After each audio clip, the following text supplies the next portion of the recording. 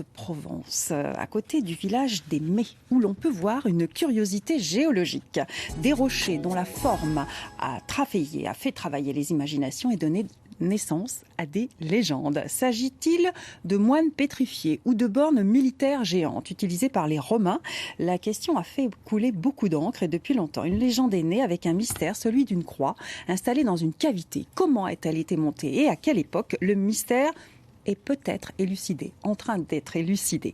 Avec nous, Jean-Pierre Petit, qui va nous raconter cette belle légende.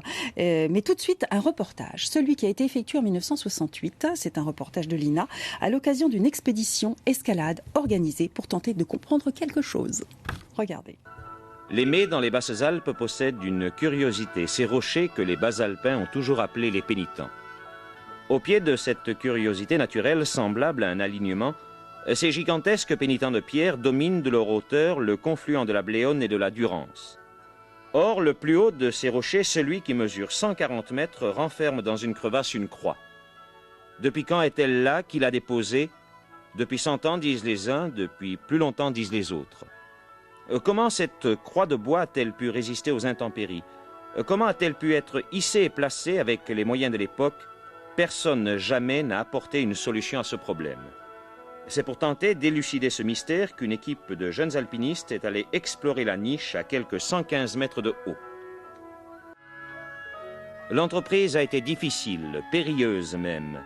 Centimètre après centimètre pendant 4 heures, et devant le village qui suivait ses évolutions, Patrick Cordier, en escalade artificielle et malgré le mauvais temps, a réussi à s'approcher de la cavité où se trouve cette croix.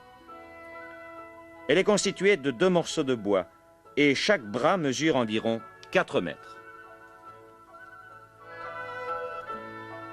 Notre alpiniste, afin de ne pas détériorer ce qui a été mis en place par la main de l'homme, s'est contenté d'effectuer alors des observations optiques. Un coin du mystère basalpin a été en partie dévoilé ce dimanche, mais le problème n'a pas été résolu pour autant. Qui a déposé cette croix? Voilà une belle histoire, Jean-Pierre Petit. Vous-même, vous êtes monté, vous êtes allé voir de plus près. Monter, c'est pas exactement le mot qui convient, puisqu'on descend en rappel. Hein. Ah bon? On ne peut pas grimper, c'est ingrimpable. C'est du poudingue. Le poudingue, ce sont des galets de la terre. Donc c'est pour ça que l'accès était si difficile. Vous prenez un galet, il vous reste dans la main, vous l'épitonnez, ça ne tient pas.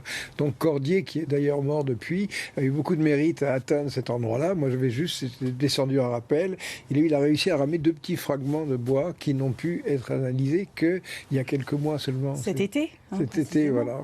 Alors, avant d'entrer dans les détails, pourquoi vous êtes tant attaché à cette légende? Écoutez, d'abord, il y a une chose, c'est que j'ai entendu tout à l'heure quelqu'un dire qu'elle datait d'au moins de 100 ans. En fait, il y a des chroniques religieuses qui indiquent qu'elle est au moins là-haut depuis le XVe siècle.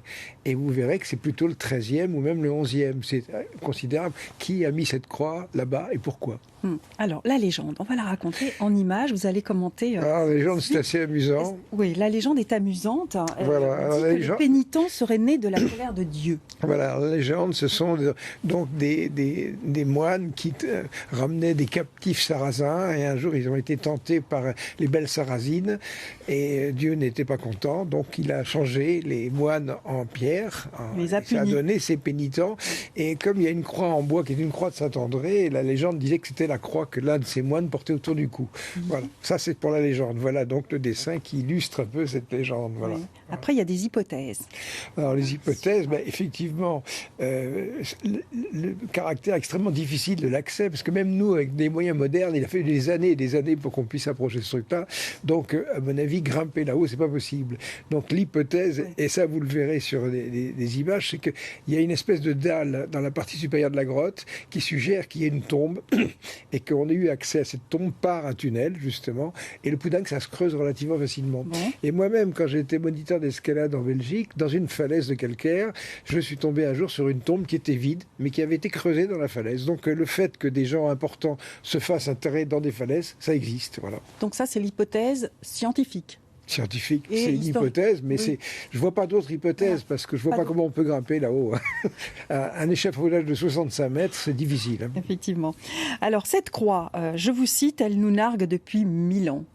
C'est vraiment... Alors, voilà, ça c'est la nouveauté, l'actualité, c'est que cet été, on a réussi à la dater. Alors, ça c'est à mettre à l'actif de Bruno Paul, qui est un enfant du pays, qui est chimiste, qui habite Paris, et qui a pris les choses en main, qui a récupéré le petit fragment de bois que Cordier avait réussi à ramasser, qu'il a fait dater aux États-Unis, et là la datation a été faite avec beaucoup de précision, et on a une fourchette, c'est entre le 8e et le 11e siècle. Donc ça fait une moyenne, c'est l'an 1000. Vous vous rendez compte, c'est même 5 siècles antérieurs à la dernière étude qui avait été faite. Donc on a un objet qui est très ancien.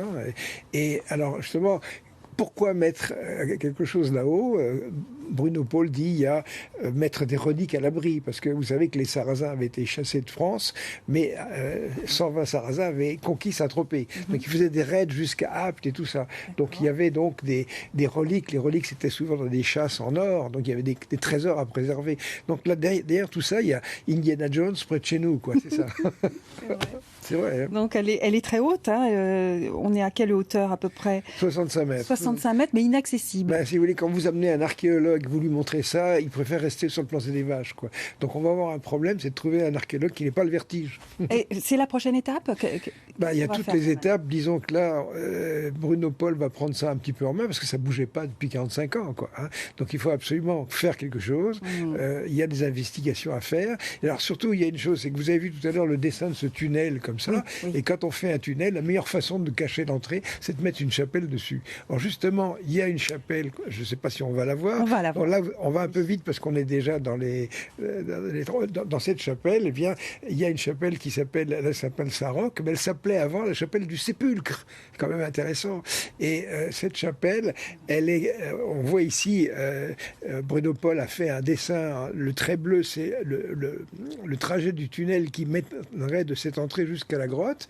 Et ce tunnel est un peu en pente, justement pour drainer éventuellement des eaux fossiles, qui ne sont pas les eaux d'infiltration. Et quand on voit le dessin de la chapelle, y compris des photos qui ont été prises en 1905, etc., il y a des arbres qui poussent. Or, c'est extrêmement sec. Donc, autrement dit, le fait qu'il y ait... Vous voyez, on voit sur cette photo, il y a un arbre qui pousse devant. C'est pas normal dans un endroit pareil. Donc, il y aurait donc des eaux de drainage qui seraient en dessous, qui expliqueraient qu'il y a peut-être quelque chose dessous. Donc là, franchement, c'est passionnant, quoi. C'est tout. Oui, on vous sent vraiment passionné. Hein. Voilà. Nous sommes près de Sisteron, je ne sais pas si je vous avez l'ai le dit. dessin de la chapelle qu'on voit, etc. Alors, il y a aussi une chose, c'est que on le voit sur la droite, il y a une fontaine miraculeuse, donc où il y avait ces eaux de drainage qui s'écoulaient. Voilà, en pointillé, vous avez l'arrivée hypothétique de ce tunnel avec le drain en dessous qui se trouve, qui aurait permis cette poussée des arbres dans un endroit où il n'y a pas d'eau, quoi. Voilà, c'est tout. Donc, il faut y aller. Il faut y aller. Voilà. C'est prévu ? C'est prévu. Ah oui, vous allez participer à l'expédition. Je ne vais pas rater ça, bien sûr. Ah, évidemment. Et ça, c'est le besoin des scientifiques d'avoir des certitudes. Est-ce qu'il ne faut pas garder plutôt... pas la nébuleuse, mais... Notre métier, c'est fait pour résoudre les mystères, que je vous dis. C'est vrai. Bien petit, il résout les mystères. C'est un beau métier. Ben voilà. Magnifique. Merci beaucoup.